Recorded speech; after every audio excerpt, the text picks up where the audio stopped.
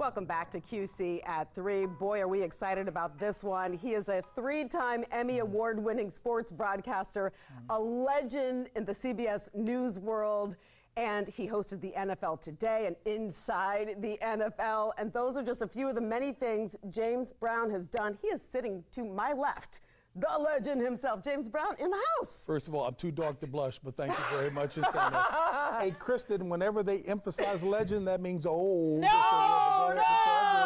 It just means you're brilliant. You're brilliant at what you do. You have been recognized over the course of the last 30-plus years doing what you do. And I'm kind of like, are you pinching yourself every day to realize 3 Emmys? You've hosted the Super Bowl 10 times and so many other things. How are you feeling about your own accomplishments? Only when people mention it do I think about it. And gosh, Cheryl, I got to be honest with you. I'm amazed because I didn't, despite the size and girth that you see sitting here, I didn't play football. I played basketball, so I had to learn the sport of football the same as I did with hockey and a few other sports that weren't big in my neighborhood that I had to cover. But, God is good in terms of if you put yourself at it and you're doing it with excellence or you attempt to, it's amazing. And I'm hugely thankful. Yes, ma'am. Yeah, we're thankful too, because you are at the centerpiece of all of our lives, right? Just turning on that TV every single day and seeing you there and seeing you do what you do so well. You mentioned the beginning for you, right? Basketball at Harvard, of all places. Wow. Yeah. And you know what? But that goes back to family. My mom and dad, God bless them, both stressed excellence at whatever you do. And they were saying it's not necessarily a matter of you being born with intellectual heft, but are you really willing to put the perspiration in? They said it was 90% perspiration, 10% inspiration, and just go at it. My mom and dad both were high school grads, Cheryl, but I love to say they had PhDs in drive and determination. And Kristen, by the way, that included having chores to do around the house every day of the week. Look, so I can't have chores. I told you during the break, she's painting the kitchen as we speak. Yes. But that hard work, right, that perseverance you got from your parents, and you have been living it out in your real life every single day.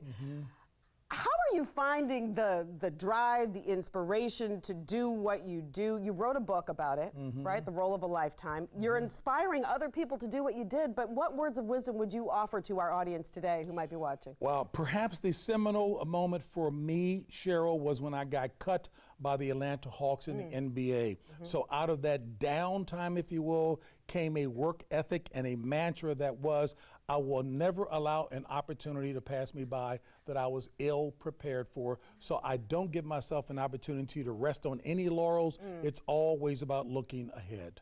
Yeah. Does that make sense? It makes well, it makes a lot of sense to me. I over the course of the many years I've worked in this business, I like to read about... At age 25. Thank you very much. Well, thank you very much. I wish that were the case. But I like reading about genius. And it does seem to me that you do have that kernel of genius that you've been able to really, manifest in the world in what you do. So we mentioned the book. I mean, documentaries as well, right? Carnival, right? The Penn Relays, you've studied it all. You studied the greats in the world. And I have.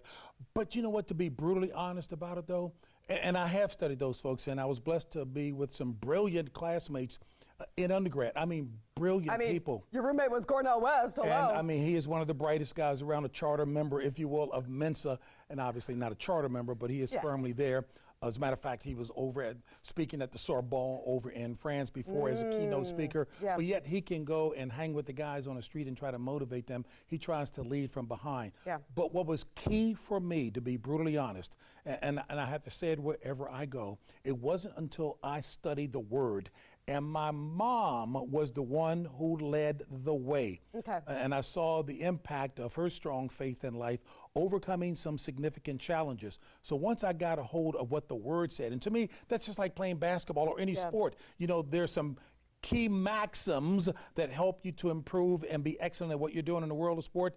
you know, all truth is parallel. What's true in the natural is true in the supernatural. Yeah. It is the word that absolutely inspired me to say, you know what? There's no shortcoming if I give him the glory for it. Absolutely. Yeah. Well, you are an ordained minister after all, so you do. So that's why you hear me speaking like that too. So yeah. Right. You study the good book. You're actually in town, right? Because you're making an appearance at the Billy Graham Library, the men's dinner.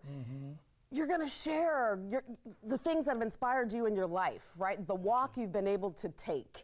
What is it about your spiritual journey that has brought you this far? And what do you want people to learn from your own journey? By the way, you're pretty good. Oh, so thanks. Thank you very much. Oh, thanks. Hey, you know what? And Cheryl, I don't go around trying to beat people over the head with the Bible. Yeah. There's an expression, many credited to St. Francis of Assisi, saying many people would prefer to see a good sermon than even to hear one.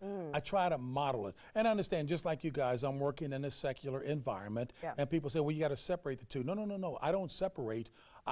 That is my foundation. My avocation is what I do in the broadcasting business. My vocation is about trying to model his word and influence people in that regard. So as long as I'm focusing on that each and every day that I get up, it's going to be a good day, even with challenges that one is challenged with, and we all are. There's got to be a North Star that directs you through all of those things. Yeah, challenges. One of the challenges many people have been facing in this country over the course of the last year, race, social justice issues. You've been in that conversation, right? You've been leading the way in many respects. You did that interview with Kyle Larson. Brian and I were talking about that earlier today. That's right? He said the right. N-word. That's right.